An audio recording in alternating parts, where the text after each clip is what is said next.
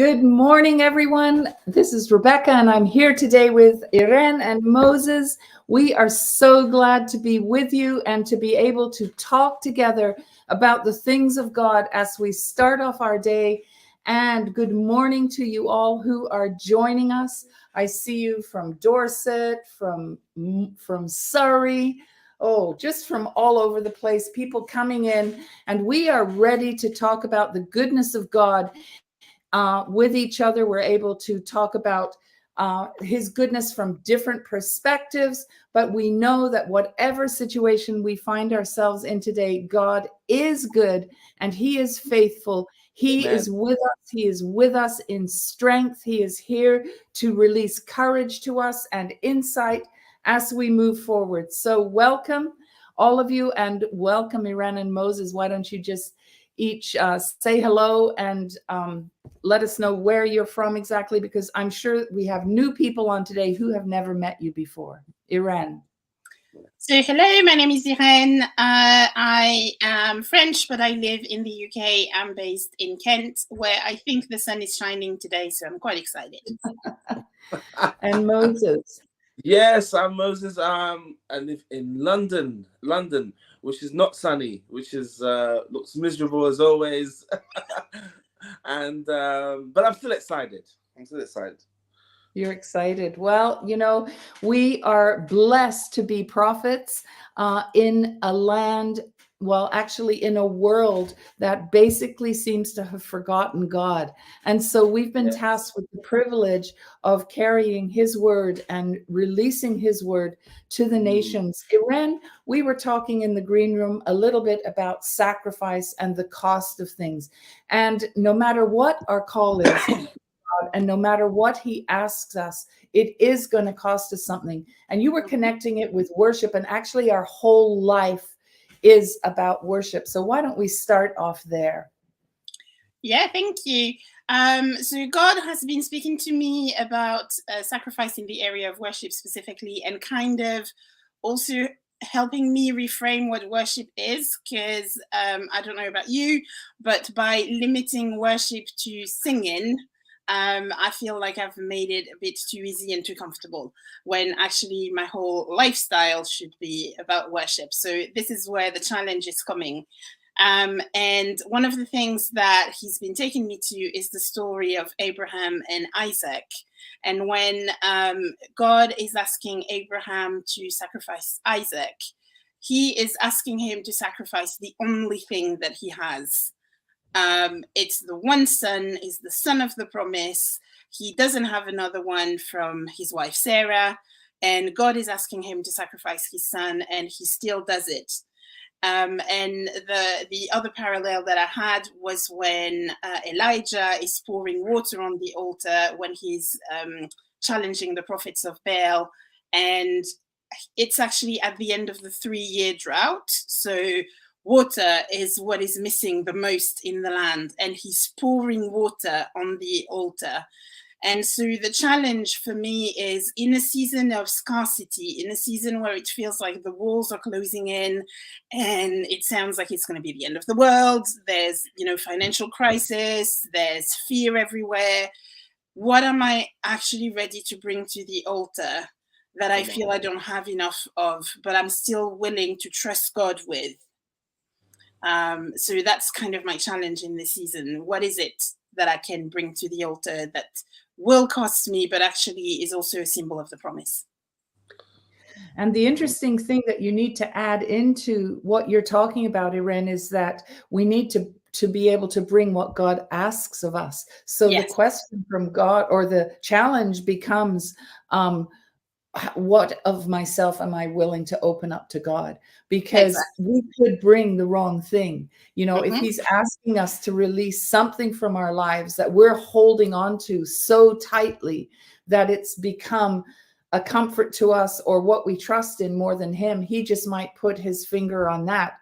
And so it's even a bigger question, I think, than what we are willing to bring. It's what are we willing to hear God say to us and ask of us? What a huge challenge in a time when the world is being turned upside down. And even, you talk about scarcity, things are missing from the shelves. We're learning to do with less. Every day we are challenged, like financially and in many other areas. This is a word for today, Moses. Yeah, I just really love that, and that is the key thing. When God asks something from you, it's usually something that's precious from you. And I thought immediately of the rich young ruler, and he was so confident in what his relationship, what he was giving to God. And God said, no, no, no, I want something more than that. I actually want you. I actually want the whole of you. And every time I thought about worship, I always thought it's a complete giving of yourself in a song, in your lifestyle, in everything, And the Levites in the Old Testament, they ministered to God. The priests, they were specifically set apart to minister to God. And our worship always has to be that thing. God is always trying to locate that thing that stops us from being set apart to God. That's what I've noticed in my life. God has always said to me, right, there's an idol there that I want you to dethrone, and I want to challenge you on that thing. And sometimes when I first started my Christian walk, it was very small. It may have been like, God was talking to me about football. We're talking about football in the green room, and he was talking about football, and he was saying to me, right, you're going to give up this team for me, and God will call me to pray just when the match is starting. And I feel like, oh, what's going on here? But that's what always happens, he knows where that thing in us that contaminates our worship, that stops us from going into the next level of dedication and focus in worship, and where that what creates that Ishmael rather than an Isaac, isn't it? And so I really love the concept of our sacrifice, and it kind of ties into a little bit what the Lord gave to me about with some people in this time, having to relocate. I heard the word relocate. I was traveling yesterday and I heard the word relocate, and I knew it wasn't for me, because I'm quite all right now. But so I knew it was somebody on here, and I felt like God was saying that it can be difficult to part ways, or to move from something, or to leave something. That's sacrifice again, especially when something is good for you or is right for you, but you can hear the Spirit saying shift, or you can hear the Spirit saying move, and it's so important to be able to be obedient to that voice. And I think that ties in, Rebecca, like with what, the Lord was also saying to you about, the Spirit and shifting and moving. Yeah. The interesting thing, I'm thinking about worship and this business of shifting and this business of sacrifice. And God's been speaking to me a lot about how I worship and how I'm entitled even in my worship, even in the way I pray, but especially in worship. And I'm talking here about the part of myself that I give to God when I'm singing or dancing before him, or however I choose to just express my personal adoration to him. And I know that all of us come from different streams in the body of Christ, and we have our own personal ways that we feel comfortable with of worshiping God or expressing worship to God. But because we're so locked into our own personal ways, and this is how I like to do it, and this way makes me uncomfortable, so I'm not going to do it. The Spirit of God has been putting his finger on it and saying, you are so locked into your own entitled way of worshiping that you no longer know how to bring the sacrifice of worship that I am asking of you. And as a result, you are holding barrenness in the land, not only in your own land, but you are holding barrenness in the nation, because you are deciding for me how I am to be worshiped. And the Spirit of the Lord is coming after entitlement in worship. He is not going to allow it any longer. And we sing so often, break down walls, break down dividing walls. And the Spirit of the Lord is saying, I am coming against the walls that you have put up against me in your worship, in your decision to worship in your own way. And I will not have that. I will have the sacrifice that I ask for, says the Spirit of God. And I will break down this idol of entitlement that is ruining the land and holding lack in your area, in your context, because God wants us to be fruitful. He wants you to be fruitful, even in your worship. And when your whole concentration is on God, we are to be bearing fruit, no matter the season of our lives. And so God is coming after this thing where we think we are so entitled, and we like to point our finger at people round about us and say, oh, they have forgotten God. They have forgotten God. In our worship, because of entitlement, we have actually forgotten God, and we worship, and we do not worship him. Wow. Wow.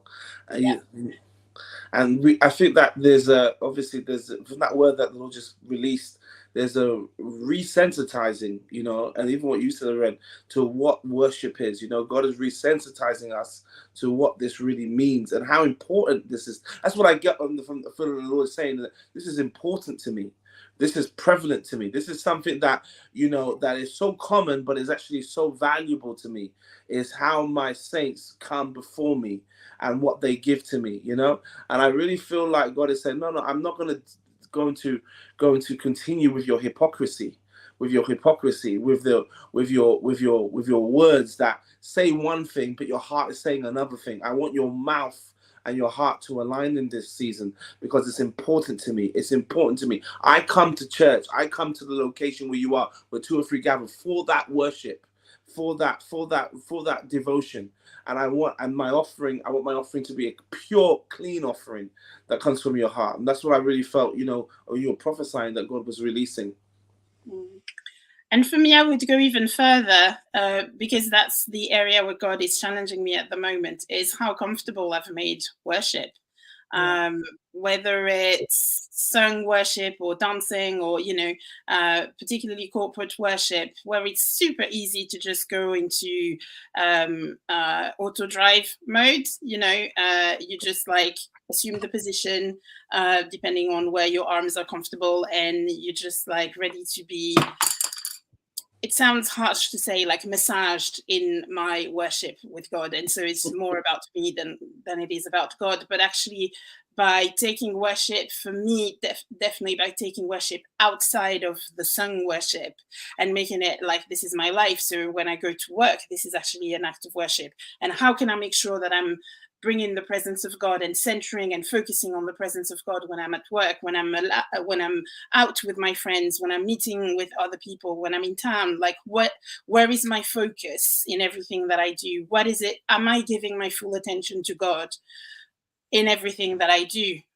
And I think that's the challenge for me in this season, to just keep my eyes focused on the presence, keep my eyes focused on God, not just in an environment where the music is nice. I know the worship leaders because I've been part of church for a while now. It's just comfortable. Where is the sacrifice in the comfort is the question that I feel God is asking me. Yeah, that's a good question. And, in order to move out from that place, Rachel is saying, I felt sometimes worship has become a time of personal therapy rather than a time of being focused on God. And that's the huge danger, isn't it? That's the danger. And so God is actually, by the movement of his presence from one area to another, he is saying, follow me. I'm taking you to the edge of things. And this is going to require great strength on your part. It's going to require huge commitment, total commitment. It's going to require it's going to require you throwing yourself on me in a sense, in a new way, in a new level of commitment, in a new level of consecration to me, so that you can live on the edge, so that you can worship on the edge, because the Spirit of God is moving. And we are following him, and he's taking us out of this comfort zone that you're talking about, Iréne, and he's moving us into a space where we can trust him because he's there. And so we shouldn't be resistant. We need to follow him and let him take us in this whole area of worship into a new land, because out of this new area of worship is going to come the declaration of who he is to the next generation. There is going to be just a fresh revelation of his majesty and his greatness and his strength. And of course, yes, his great love and compassion, but we've been locked in that. And we don't know how any longer to get excited about his majesty and the fact that he is King of Kings. And he wants to reveal his beauty through his people as they declare his majesty, as they live on the edge of not knowing exactly where he is leading them to, but with his promise that he is taking us somewhere, and with his promise that he will be with us always, we can find a freedom in releasing ourselves to him in worship in this way. There has to be a shift. And as prophets, it is our job to call people to that place. Yeah. You know, it's not going to be a shepherdic kind of, is that the right word? Pat on the back and say, there. No, it's a strong word from the prophets that has to say, shift, you know, shift. Get out of this place of comfort. Get out of your place of where you want to stay forever because it feels good. God has something more for you. Yeah, I remember during the pandemic, and I think I sort of mentioned to some of the prophets on here that God had us have long services. It was literally like 6-7 hour services, and people were thinking, wow, what's going on there? But God was saying, was teaching us to stretch in worship, to stretch, and we had extended hours of worship, just really just pouring out and ministering to God. And you know, sometimes that stretching or that shifting is unusual, you know. And I feel like, you know, we can't always, you know, look to get into patterns. You know, we have to be comfortable in the unusual, like you said, the uncomfortable. And also, you know, when you think about when they had to go on to the wilderness out of Egypt, the Israelites, it was that uncomfortability that exposed their lack of worship. You know, it exposed where their heart really was. You know, and that's what sometimes when us as prophets begin to release a word that extends people into deeper levels of worship, we're gonna see where we feel like, oh, wait a minute, that might not be where I want to go today, or maybe I've had enough today, or maybe that's not my sound, or maybe that's not. We expose where we've been trying to offer up and worship on our terms, rather than what the Spirit wants to do and what the Spirit is saying and how He wants to lead us. So, you know, so there's definitely, the Lord is bringing about a reformation in how we understand and how we feel in worship, because worship is meant to be for Him, not for us. And I like what Rachel Lee said about the personal therapy. It's not for us. It's for Him. It's for Him. And in that, as we give something of ourselves to Him, there's an exchange that happens from heaven that transforms us. But the transformation of us and the healing of us is not the priority in worship. It's the adoration of Him. And I feel that that's something that we, you know, that simple truth can be shifted a little bit, you know, into making it sound polished, sound nice, sound wonderful. But we sometimes have to remember that this is an offering. This is an offering. This is something that, God, we're giving to you as an offering. We want to offer this to you from our heart, and we want to give it to a way that we feel the Spirit leading us to give it, and we want to just devote on you, just to pour on you, you know. And the us has to come out, you know, the us, the we, the self has to come out to get us to that place where I feel God needs us to be able to have that transformative sound that God wants to release, that prophetic sound, that authentic sound, when we get to move us to the levels of worship. I think, Moses, you started off by talking about how you heard the word relocate, and you talked about transition and that we need to press in for it. And this is an area where actually all of us, God is saying, relocate. Get off of your own throne and relocate. And Iréne, you talked about sacrificing the most precious thing. You used the example of Abraham and Isaac, and what is most precious to us. Well, sometimes where we are rooted is the most precious thing that we have. And when God begins to pull up our roots, it is really uncomfortable, and we don't like it, and we argue, and yet God has a firm grip on our lives. And I'm just sensing this morning that some of you are beginning to feel the shaking of the Spirit as He puts His hand around you, and He's beginning to release you from the ground that is holding you bound and holding you captive. And He's beginning to shake, and you need to allow Him and stop resisting. I remember one time the Lord took me in His Spirit in the spirit, and I was pulling someone along with me, and he was coming along kicking and screaming, and it was unwilling. He was unwilling. And I remember confronting him and saying, I was trying to take you somewhere, but you weren't willing to come. And he goes, that's about right. But that's how we act sometimes when the Spirit of God puts his finger on something and says, relocate. And we don't want to go. And so we hold on to the ground that's around us, not understanding that the Spirit of God has a better, more fertile place for us to become rooted. And God is trying to move some of you today from this place to this place in the area of your worship.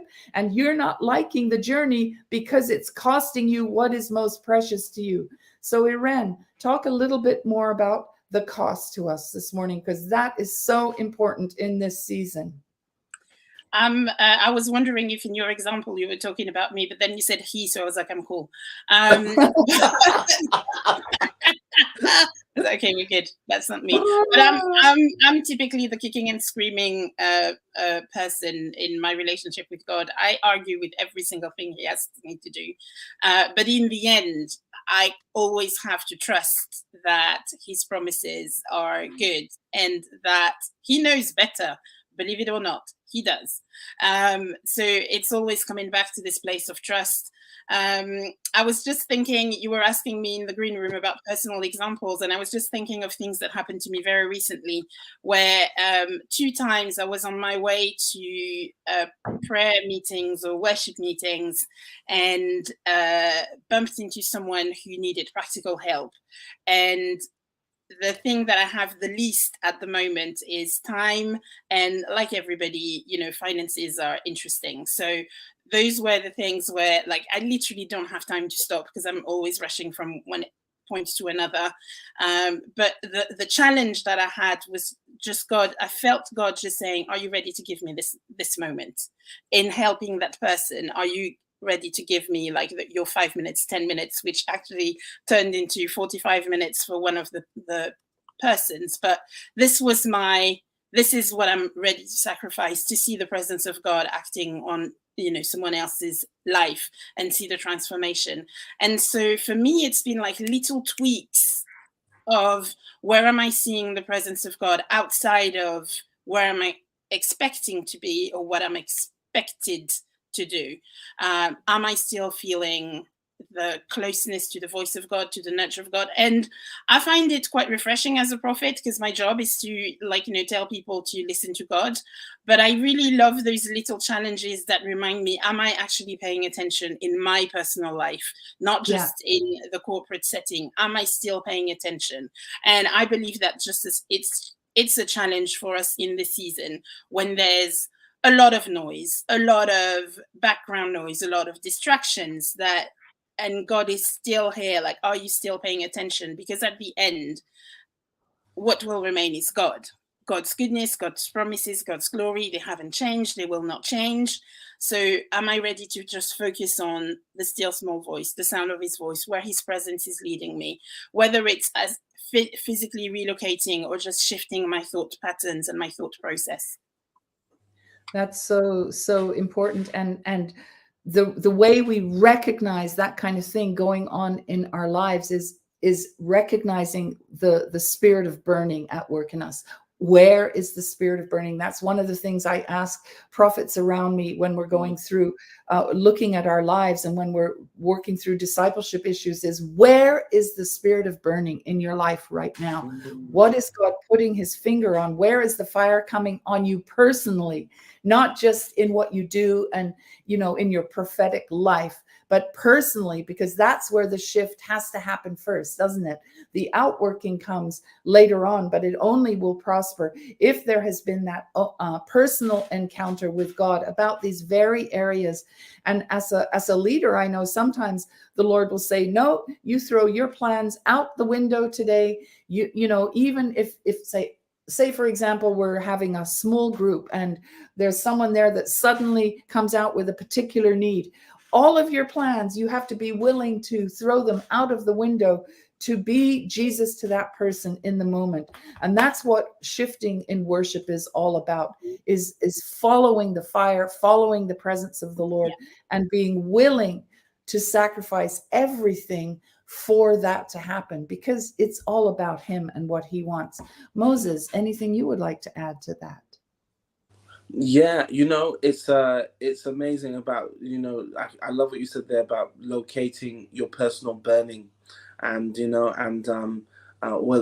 the spirit is burning, in your life, and it's so important to be sensitive to that direction that you get from God personally, and that pivots how you lead, isn't it? As a leader, as somebody who is, and it's so important to be aware of that. And as you were speaking, I was actually thinking about what the Spirit was burning in my life, or what was burning me, and this topic is so prevalent because I was actually thinking about worship as well as what I said to you beforehand, and I thought, wow, I didn't realize that, but it was the fact that was upsetting me, that I didn't actually notice what the Lord was saying to me, because I was so busy doing some of the leadership things that we have to do, and that's why, Iréne, this topic is perfect, and what the Lord spoke to you.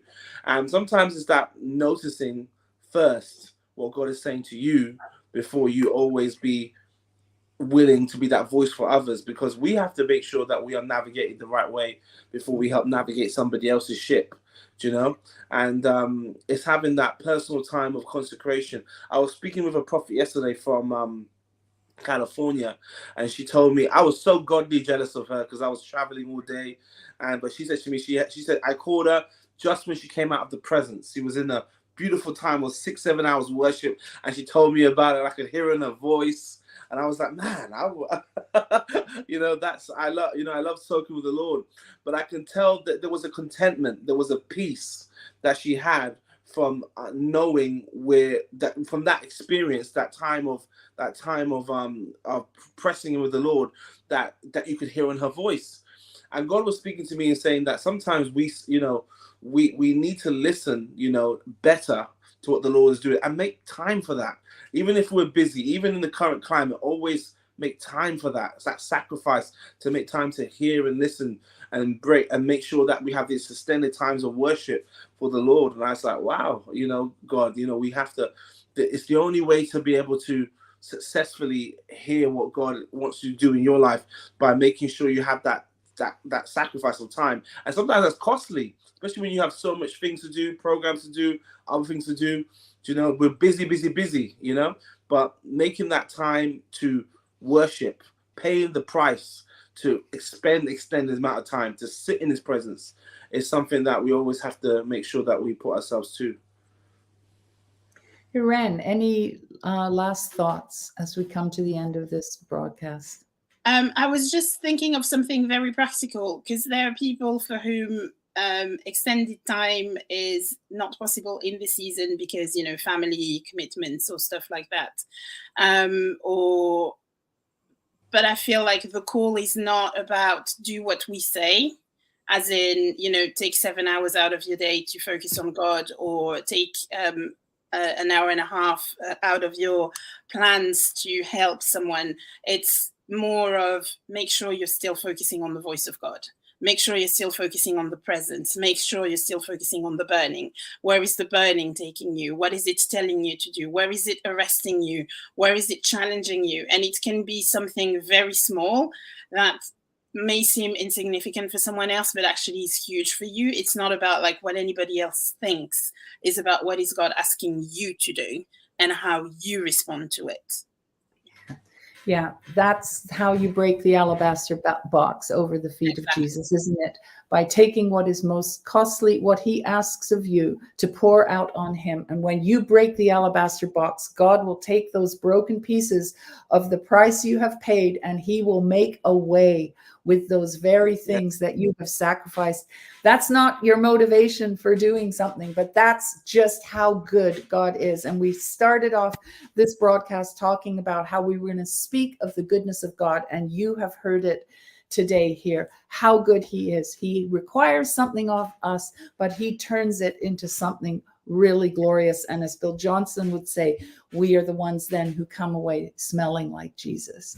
And that's what we want, to be carriers of his fragrance wherever we go. So God bless you. Thank you for joining us. We will see you again, and have a glorious day, glorious, glorious day in the presence of God. Bye-bye. God bless you. Shalom.